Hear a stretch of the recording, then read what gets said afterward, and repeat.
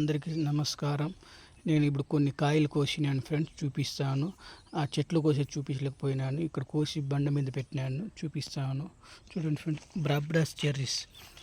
ఇది టమాటా cherries type ఉంటుంది. బ్రాబ్డాస్ cherries అంటారు. సూపర్గా ఉంటుంది, పుల్ల పుల్లగా, ఉప్పు కారం ఇది చేసుకొని మాగి తింది, అవన్నీ ఇవే.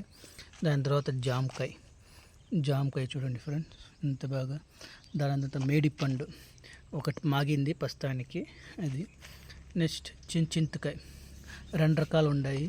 తైవాన్ ఈ కండకాయ ఉండేది, ఈ కండకాయ ఉండేది తైవాన్. ఇది మన మామూలు అయితే ఇది.